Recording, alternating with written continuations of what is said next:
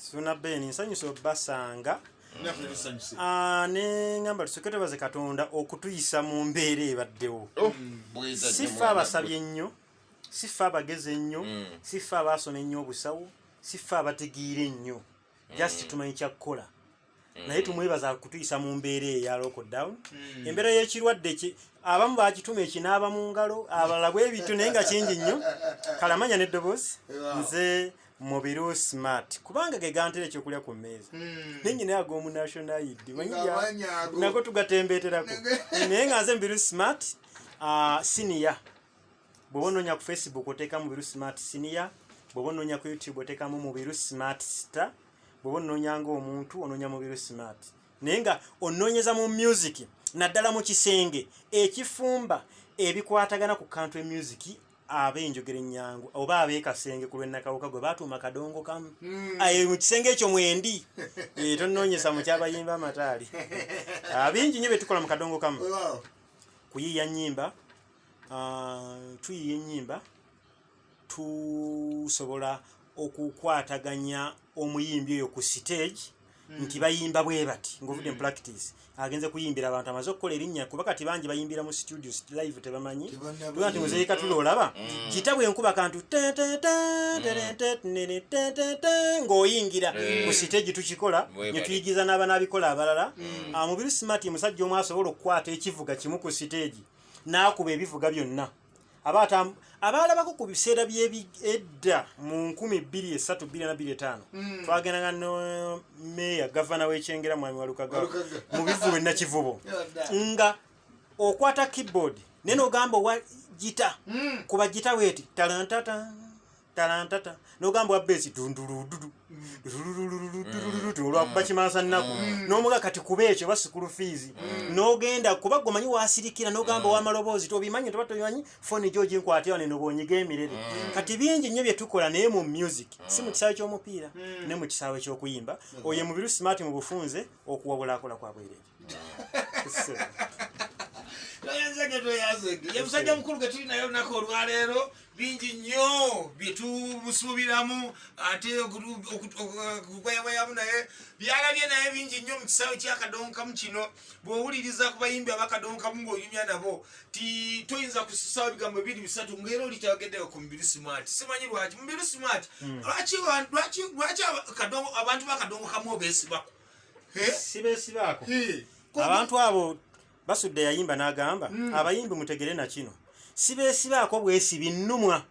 tusaana tukkiriza engeri gye tufa si yetusaanidde naye tebyokulabirako n'agereza ku bajjajja gundi abasawo abaganda balabe bali mu jjubiri fe abasomesa tuli eno munnansi wa mukange kakati abantu abo Katonda ayina obunabbi bw'ateeka mu muntu nga wagamba wali kati tugeze mu kyalo gye twakulira ebaayo omugemi w'enkuba gwabata wanaabangawo ekyamaanyi mukolo tebaagala nkuba gw'ogenda kugema enkuba egaana okutonnya nti ate wanaabangawo okusaba okw'amannyo ng'omusana gususse basheeka mujja kgenda mu nsozi musome edduwa y'enkuba kaakati n'agamba nti gwe Mubiru Smart manyi twava mu kyalo ne tuze kuyimba twatuuka eyo ntukuba ekkoona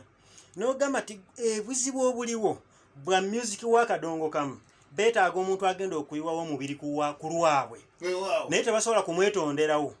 nze nkutaddewo yitira mu kino nakino mpaka ogende mu studio obenga okuba ennyimba z'akadongo kamu. Era mu ekyo neebaza omukulembeze omu sijja kumwogera linnya nafunako omudaali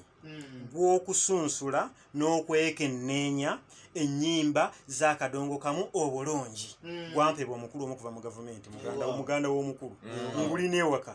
n'ekifaananyi gye kiri mu alubamu okwekenneenya music wa Uganda ow'akadongo kamu n'okumusunsula n'okumukuba obulungi mu studio mu biseera bya Wealth Creation kitegeeza Mubiru Smart Katonda yamutuma ekyo oba yamusindika kukola ekyo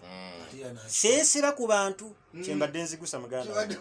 kyembadde nzigusa bakifune bulungi anti abayimbi b'akadongo kamu bigambo 2-3 Mubiru Smart bigambo 2-3 anti ye taata n'omukwira ku mwendo ogw'ekiro abaawo ne w'omugamba nti taata netunyamba ayomba akola nze mu studio siseka n'abayimbi naye tuyomba era mba nkuwasiddeyo nga gamba oluyimba dondukubya naye potukamperezaayo ebiri nti kale tabaziweereza naye nga mmaze okukola ogwange kuba okukola buweereza empeera Katonda yagigaba Okitegedde eyo mbiru smart okola bweza empera Katonda yagigaba tuva mu studio n'okubira ow'emmere maama ez'emmere mbadde nsaba zijja enkya naye nga gw'okubidde oluyimba agenda kukola launch ku Freedom City naye weetuli tetuyuuguuma amayengo ne bwe gajja nga tuyuza twekwata ku bisenge bwe tuddawo okitegeera kati bingi ebiri mu mubiru smart wabula ababyetaaga we bajja nze ninga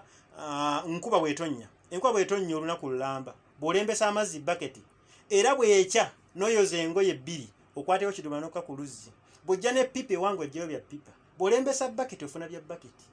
bwe kityo nyimba nyingi z'okubidde mu lockdown eno bantu bakakkaniddemu emitima ne bajja ne bayimba nga bakakkamu nga tebalina yadde embeera yonna mu nyimba nyingi zewakuba mulimu oluyimba olw'amaanyi mulimu oluyimba ku nyimba ez'amaanyi mulimu olumwero olw'amaanyi olwa Matasi mulumba wa Lukagga olwa atalaba ku nnyina mbuto osanga agamba nti taata bamuseera maama ozinzijukiza nze mba sibimanyi ane ze ŋŋamba nnyo abantu nti gwe bayita mubiru smart bwe tuba tuli ebweru ssuuna ne tusinkana tunyumya ne tuseka ne twenyigira naye bw'ojja mu studio oba gwe wambuuza olwo omusajja ndowooza gwe wasindikawo ne olimba eno tematema sipa nga tolinawo oluyimba n'osirika ne ndaba ngoze ku ssimu yo n'ogamba omusajja ki kyatukoze kino omanyi okugenda ne musajja wange nga mwesiga ngamba nti era mubiru kyangagira muleetedde omusajja asajja natula nako ne kagenda kanyimbiramu wano ne ngamba eyingira mu motoka mutwale ew'omulungamya w'akadongo kamu tuse mu studio atudde mubiru atudde etandika onyimbiremu n'agiba kagitami omuvubuka nga ataddemu kutamwatama neŋŋamba leero baneeribadde nemugamba nze omusajja naŋŋamba wedda bino byenyimba wedda byenkuyimbiramu nga nange mpulira birungi n'agamba nti nno abiwunzika bubi bifu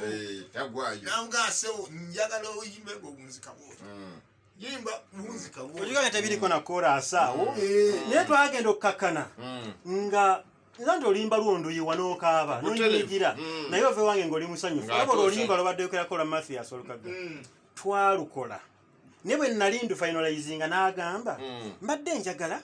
tukubemu ekintu bwekiti ng'ekiri mu luyimba luno neŋŋamba nono mukama wange wadde eyandira naye tiyategeera bulungi nti natuuka okukula nti nakula mu bintu bino tulina kussa kimu ne mugamba kati mukama wange wadde omanyi mbale nja atwetoli oluyimba lwennyini lwe tuba tukubira ddala oba oyimba kati nkubemu kiri kyennyini ekifaanagana kiri nakwata ebisuzo emmotoka nesimu gwenda nze bwomaliza oleteeko mu mmotoka ŋŋenze n'alekawo flash nagenda omuwa oluyimba nga munyiivu nnyo n'afuluma kati yasiŋŋaana ggwe ne munywanyi waffe oli ow'ebugabira yadde enkeera nkubira essimu ŋŋamba omusajja tagenda kumpita ku ngalamiza kuba obuyinza abuyina ku nze nga ŋŋamba gwe kasajja gwako entuuma omanya oluyimba lwewakubye omanya abantu lonki baagala kugigula singa bata ebidongo naye nga kati byebyo kasita ntegera ekyokukola kasita oyimba ebigambo fuluma genda ofaayo nnyo okunoonyereza ku muntu nga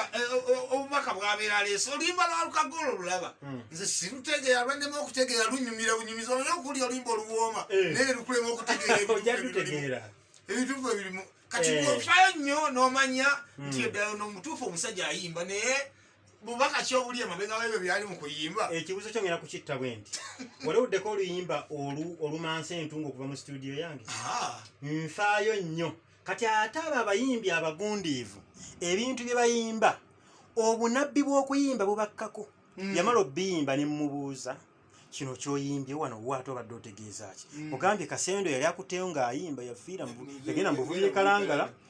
n'agamba naye nange oba biki ebyo kati ane tugatta obwongo tunoonyereze kye yayimbye naye nemugakireka badde otegeeza kino nti ye kati bwenkeera akasajja kamukwera kamugamba waayi akatamiivu kekateera kekaluwa n'agamba nammwe muwulize oluyimba mu lugattegatte buli omu ajjemu kyayagala naye nga tannabitegeera